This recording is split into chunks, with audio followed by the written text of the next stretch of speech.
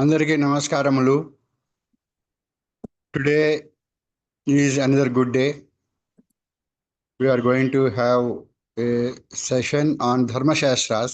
This is the second session of the 5 series of episodes of Dharma Shastras, especially with emphasis from Mahabharatam. Today is the second day. 3 days will be Dharma Shastras. After that, Mahabharatam will start. Let us start this session with paying our respects to a country by reciting Vande Mataram by Challa Chittubabu Garu. Let us request him to recite Vande Mataram, please. Vande Mataram, Vande Mataram, Sujalam, Sufalam, Malayaj Sitalam, Sasya Syamalam Mataram, Vande Mataram. Subrajosna pulakitayaminim pullakusumita drumadala shobhinim suhasinim sumadhura bhashinim sukhadam varadam mataram vande mataram vande mataram. Vande Mataram. ధన్యవాదములండి Chittubabu garu. Thank you so much. Now let us request Jayashree garu to do ప్రార్థన please. అందరికీ నమస్కారాలు. Meditation for 1 minute. కొంచెం 3 times Omkaram and ప్రార్థన.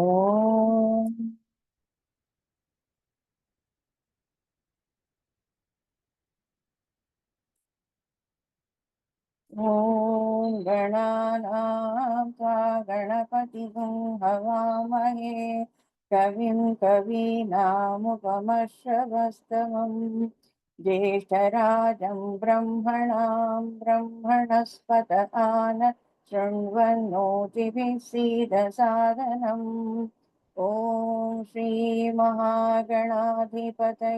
नमः। ॐ प्रणो देवी सरस्वती वाजेभिर्वाजिनीवती धीनामवित्र्यवतो ॐ श्री महासरस्वत्यै नमः। गुरुरेव गति गुरुमेव भजे गुरुनैव सहास्मि नमो गुरवे। न गुरोः परमं शिशुरस्मि गुरोः मतिरस्ति गुरो मां पाहि गुरो। ज्ञानानन्दमयं देवं निर्मलस्फटिकाकृतिम् आधारं सर्वविद्यानां हयग्रीवमुपास्महे।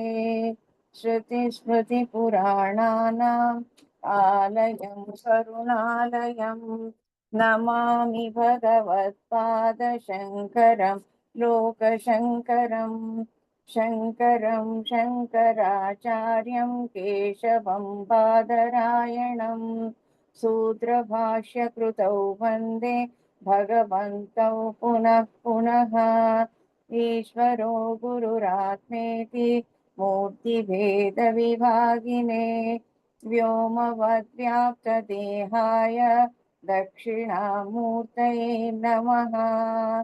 असतो मा सद्गमय तमसो मा ज्योतिर्गमय मृत्योर्मा अमृतङ्गमय। ॐ शान्ति शान्ति शान्तिः। मातृदेवो भव पितृदेवो भव आचार्यदेवो भव अतिथिदेवो भव। ॐ सहनाववतु सहनौ भुनक्तु सह वीर्यङ्करवावहै तेजस्विनावधीतमस्तु मा विद्विषावहै। ॐ शान्ति शान्ति शान्तिः। हरिः ॐ श्रीगुरुभ्यो नमः। हरिः ॐ। ధన్యవాదాలు గురుగారు. ధన్యవాదములండి జయశ్రీ గారు. ధన్యవాదాలు sir. Thank you so much. Now, going forward, let us request our Guruji Nithin Sridhar ji to start the webinar, please. Namaste. Thank you. Let me begin with a prayer.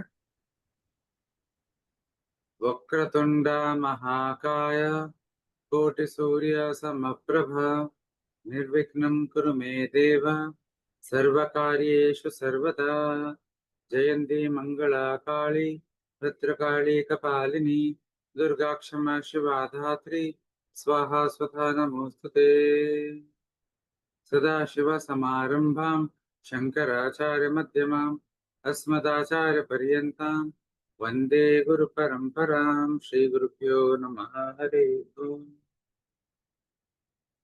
Yesterday we started with discussion of brief introduction to Dharma Sastras, and under this we covered the definition of Dharma, a multifaceted definition of Dharma, and we will continue that discussion today when we will cover some other aspects, fundamental foundational aspects, such as what are the authentic sources to acquire knowledge about Dharma, what kind of attitude is needed to study Dharma Shastra, and few such questions we will try to answer in today's session.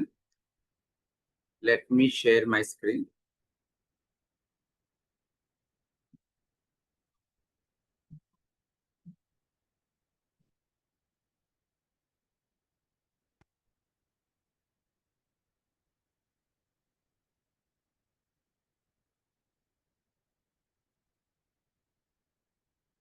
Are you able to see the full screen? Yeah. Are there any boxes, black marks like yesterday? The same black box in the left corner in the bottom is there. Okay, Okay. it doesn't mean. Okay. I'm not sure what issue is, because it is something not there in the presentation. No problem. Go ahead. Go ahead. Let it not hinder. No problem. Yeah.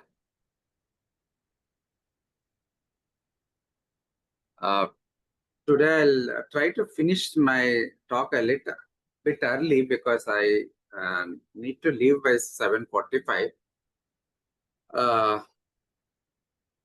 So as I said, we will focus on today's session on subject matter of Dharma Shastra. Yesterday, so after a discussion on what is Dharma, and to just a recap, we discussed yesterday, Dharma is basically the phrases Dharma and Adharma are a reference to action. In the human context, it is a reference to human action. So this designation of Dharma and Adharma shows two buckets of action. One bucket called Dharma refers to those actions which when performed leads to Sukha, happiness, Swarga, heaven, Chitta Shuddhi, purification of the mind, leading to Moksha. The opposite, the other bucket is Adharma, which is opposite, which gives opposite results when performed, namely Dukkha, sorrow, Naraka, hell, as well as Chitta Bhranti, more delusion, leading to Samsara Bandhana, more bondage. Now,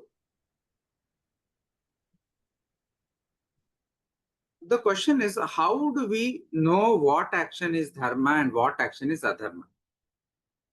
In the Apastamba Dharma Sutra, there is a wonderful statement which says, look, the actions themselves do not come and tell us, I am good action, please perform me. I am bad action, please don't perform me, right? Likewise, we as individuals, can we always say for sure, decide for sure what action is good, what action is bad? More importantly, can we decide by ourselves what action can lead to Sukha, Swarga, Punarjanma, and Moksha, Chitta Shuddhi, and what action will lead to Dukkha, etc.? Because we may think that, yeah, I can speak about Sukha and Dukkha to limited extent. Yes, sure. But what about Swarga, Naraka? What about Chitta Shuddhi, Chitta Bhranti? The fact of the matter is, we are all afflicted by our Arishat Varga, Kama, Krodha, Lobha, Moha, etc. Therefore, all our decision making is colored by these Arishat Varga as well as our Vasanas, our Purva Janma Samskaras that we inherit. Even though the inner conscience, the Atma Tripti, plays a very important role in decision making, in making our choice, in determining Dharma, Adharma choices, it cannot be used in isolation. That may be so for a Jivan Mukta who is become free from all these Arishat Vargas, who is very much seated in his own Atma Ananda. For him, it could be possible to directly perceive what is Dharma, Adharma, and take action accordingly. But for all of us mortals, it is not possible. Even a murderer, for example, can justify his action by giving A, B, C, D, E reasons, right? So does that make murder itself as Dharma? Just because we can justify ourselves? Therefore, we need to have a source, a trustworthy source, based on which we can acquire this knowledge. For any knowledge to arise, it has to arise through a trustworthy source, through a trustworthy means. So this understanding of how knowledge arises is called as epistemology in philosophy. And we call it as pramana. In epistemology, we discuss how knowledge arises. And in the Hindu philosophical traditions, we speak about three entities. Prama means valid knowledge, authentic knowledge. The pramana is the means through which this authentic knowledge is gained. The pramata is the subject, the person who perceives this authentic knowledge, in whom this authentic knowledge dawns upon through the means of pramana. And prameya is the object of knowledge. Right? So in Hindu philosophy,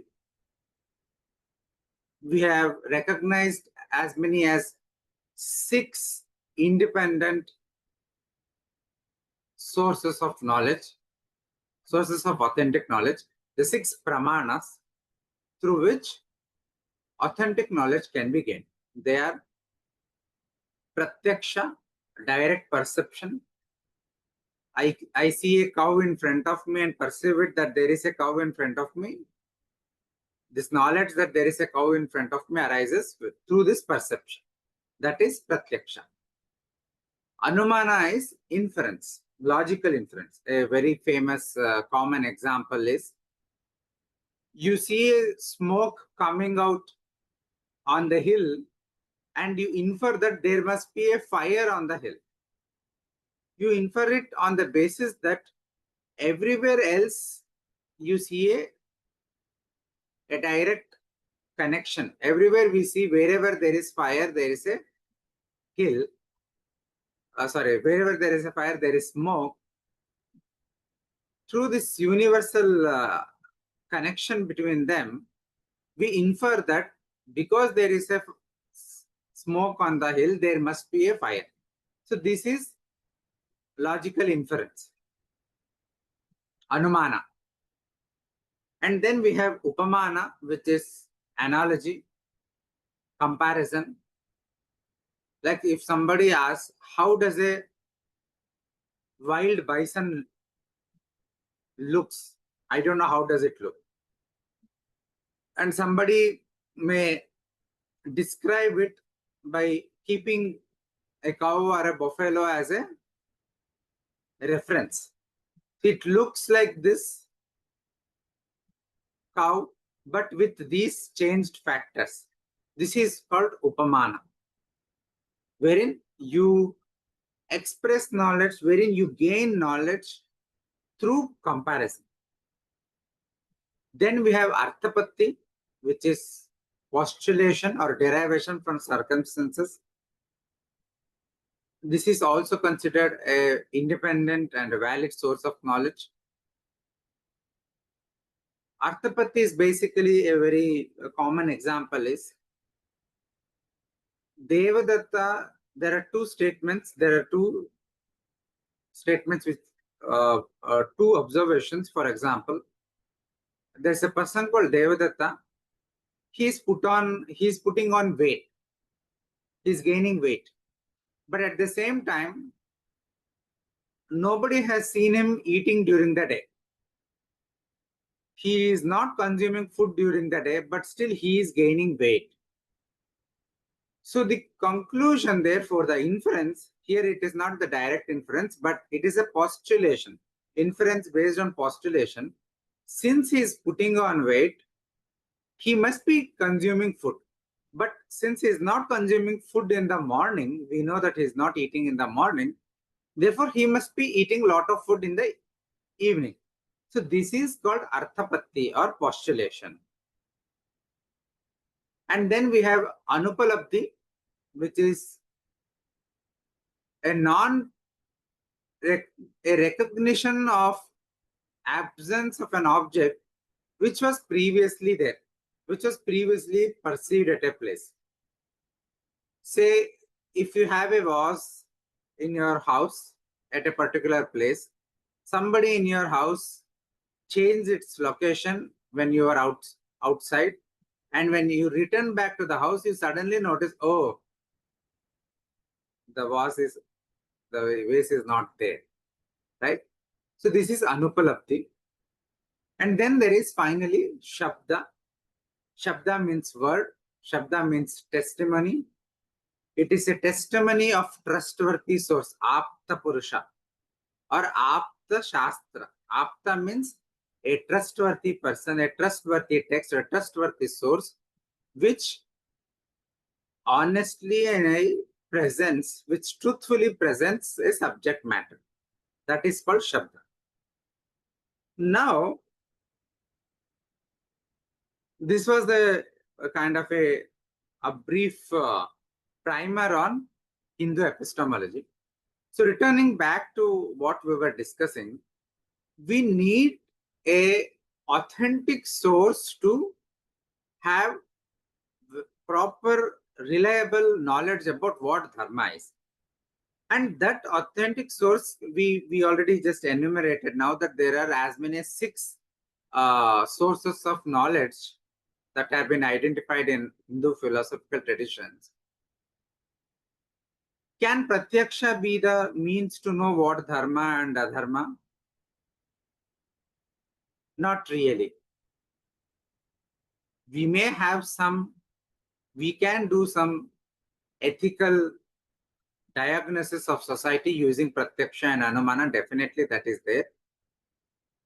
But however, when we say Dharma and Adharma, I have to remind again, we have a specific definition in mind that such action has to lead us to Punya, Sukha, Swarga, Chitta Shuddhi, Moksha. And all these notions, all these principles, such as Punya, Papa, Sukha, Dukkha, Swarga, Naraka, these are all non-empirical entities. They cannot be directly perceived from our sensory organs. You cannot see it from our eyes, the Punya Papa, the karmic merit that is generated by our actions. We cannot hear it with our ears, we cannot taste it, we cannot smell it. Therefore, Pratyaksha cannot reveal knowledge about Dharma and Adharma. What actions are Dharma, what actions are Adharma. Likewise, Anumana in itself also cannot reveal it. See, Anumana is dependent upon other source, such as in the case of the inference that there is a fire on the hill, by seeing the smoke, the whole process is dependent on the fact that we are seeing the smoke on the hill. So Anumana there is based on Pratyaksha. Such Anumana also not useful to us because it bases itself on Pratyaksha. Similarly, the Upamana, Anupalabdhi, Arthapatti, which are based on Pratyaksha, anchored on Pratyaksha, are also not useful. Therefore, the only source of knowledge that is available to us on Dharma and Adharma is Shabda. And Anumana, etc., based on Shabda, will be useful to us. But the core Pramana is Shabda, because Dharma and Adharma is by definition non-empirical. I hope you are able to appreciate this. Shabda is the knowledge of objects derived from words and sentences. And as such, this knowledge therefore is acquired through study of trustworthy sources. It could be a trustworthy person, a trustworthy teacher, such as Guru, or a trustworthy text, a sacred Shastra. And this is what Bhagavan Krishna says in Gita. Therefore, the Shastras are the means to know Karya Akarya, what actions to be done, what actions to be not done. And we know that what actions to be done refers to Dharma, and what actions to be avoided is refers to adharma. So Bhagavan Krishna very clearly says that for karya, akarya, for dharma and adharma, it is the Shastras that are the Shabda Pramana. The Shastra Pramana is our means through which authentic knowledge can be acquired about them. Knowing thus the injunctions, the Vidhi Nishedas declared in these Shastras, one should perform actions in this way. Now, what are these Shastras that is being referred here? We already saw yesterday that one of the very definition of dharma as given in Jaimini Mimamsa Sutra is that Chodana Lakshano Artho Dharma. That dharma is that which is revealed in the injunctions, in the Chodana Vakyas of Veda. So Veda is the ultimate source of dharma. In the Manusmriti Veda statement, Vedo Akhilam Dharma Moolam. Veda, the eternal, the infinite Veda, is the Dharma Moola. It is the very foundation, it is very root of Dharma. It is the ultimate source of Dharma. But of course, there are other sources. In Manusmriti itself, it says Shruti and Smriti should never be criticized because it is from them the Dharma shows forth.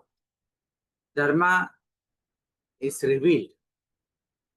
So Shruti, and then there is Smriti, and then there are Itihasa Puranas.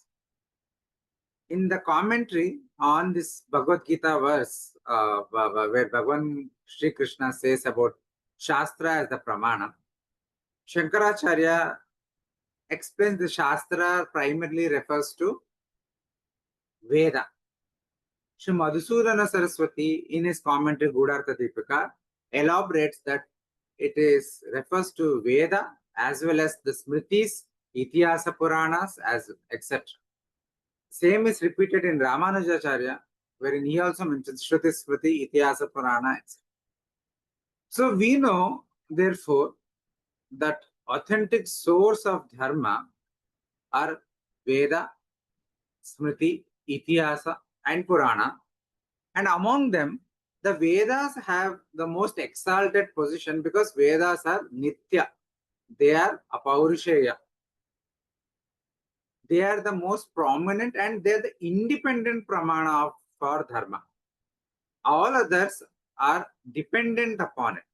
So we know when we speak of Veda, it is, of course, the Veda as is available to us, the Rig Veda Samhita, the Yajurveda Samhita, the Sama Veda and Atharva Veda Samhitas, as well as their Brahmana texts, the Aranyaka texts, and the Upanishad texts. See, all this together combined is the Vedic corpus, the Veda. But it is not just this. When the Shastras speak about Veda, say the Manusmriti says Akhila Veda, it is not just the portions that is available to us. The Veda refers to the eternal Shabda itself. The Shabda which is recalled by Brahma Prajapati at the beginning of the creation of this cycle of universe in this Kalpa, and using the Vedic Shabda as the basis, he creates this whole universe. So the Veda therefore refers to that Nitya Vastu, that Nitya Shabda,